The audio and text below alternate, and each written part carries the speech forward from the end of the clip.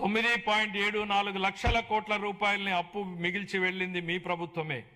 మీరు చేసినటువంటి అప్పులు తీర్చడానికి మేము మళ్ళీ అప్పులు చేయాల్సినటువంటి పరిస్థితి తలెత్తింది. కానీ ఈరోజు మేము అప్పుగా తెస్తున్న ప్రతి రూపాయి ఉత్పాదకత వ్యయంలోకే వెళ్తోంది.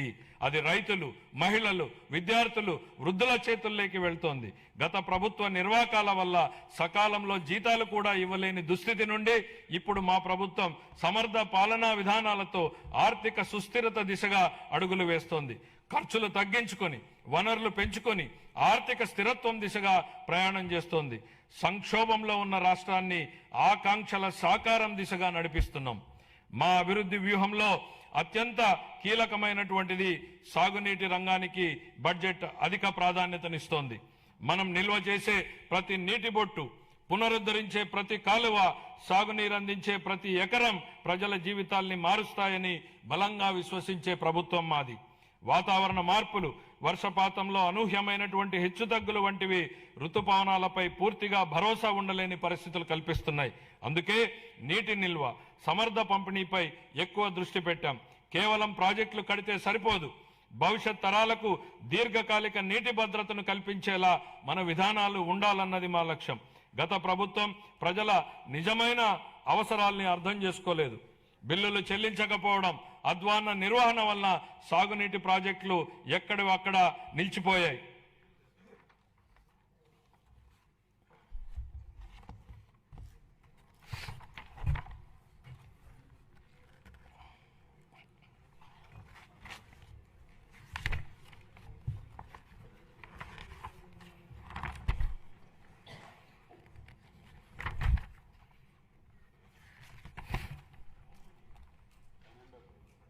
అంటే ప్రింట్ మారింది, కాపీ సడన్గా అందులో ఫిగర్స్ వచ్చింది.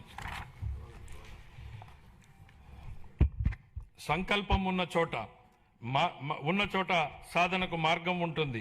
2 తెలుగు రాష్ట్రాల సాగునీటి వ్యవస్థలపై సమగ్ర అవగాహన కలిగిన గౌరవ ముఖ్యమంత్రి గారు మన రాష్ట్రానికి లభించడం మన అదృష్టం. పట్టిసీమ వంటి పథకాలను ఆయన సక్రమంగా ప్రణాళిక చేసి అమలు చేయడం ద్వారా రాష్ట్రంలోని పలు ప్రాంతాలకు జలభద్రతను కల్పించారు. అదేవిధంగా హెచ్ఎన్ఎస్ఎస్ ప్రాజెక్టును కేవలం 100 రోజుల్లో ప్రారంభించి వేగంగా పూర్తి చేసి రైతులకు నీరందించేలా చేయడంలో ఆయన సంకల్ప బలం కీలక పాత్రను పోషించింది. హంద్రీనీవా ద్వారా తొలిసారిగా 45 టీఎంసీల కృష్ణా జలాలను విజయవంతంగా ఎత్తిపోతల చేసి రాయలసీమలో నీటి లభ్యతను గణనీయంగా మెరుగుపరిచాం.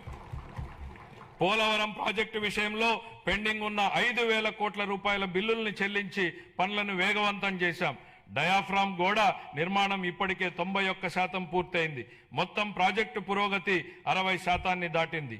వెలుగొండ ప్రాజెక్టు బీఆర్ఆర్ వంశధార దశ 2, అలాగే వంశధార నాగావళి మరియు నాగావళి చంపావతి నదుల అనుసంధాన పనుల్లో సమాంతరంగా గణనీయమైనటువంటి పురోగతి సాధించబడింది. అదే సమయంలో రాష్ట్ర వ్యాప్తంగా విస్తృత స్థాయిలో చేపట్టిన ఆపరేషన్ అండ్ మెయింటెనెన్స్, ఎస్డిఎంఎఫ్ మరియు ఎఫ్డిఆర్ పనులు సాగునీటి వ్యవస్థలను స్థిరీకరిస్తున్నాయి.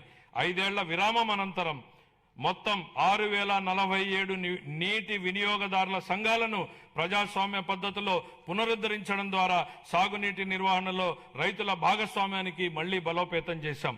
ఇక ముందు బీఆర్ఆర్ వంశధార 2, హంద్రీనీవా, పూల సుబ్బయ్య, వెలుగొండ మరియు పోలవరం ప్రాజెక్టులను పూర్తి చేయడానికి మా ప్రభుత్వం కట్టుబడి ఉంది. రాయలసీమను శాశ్వతంగా కరువు రహిత ప్రాంతంగా మార్చడానికి పోలవరం నల్లమల సాగర్ అనుసంధానంపై మేము చురుగ్గా దృష్టి సారించాం. రాయలసీమను గ్లోబల్ హార్టికల్చర్ హబ్ గా తీర్చిదిద్దే ప్రణాళికలో సాగునీటి సరఫరా కూడా ఒక కీలకమైనటువంటి భాగం.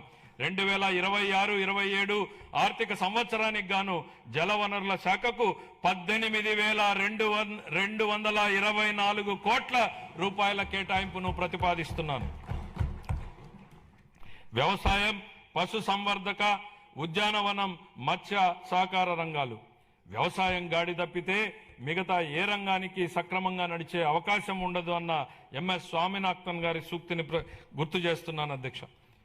అన్నదాత రైతులే సమాజానికి మూల స్తంభాలు.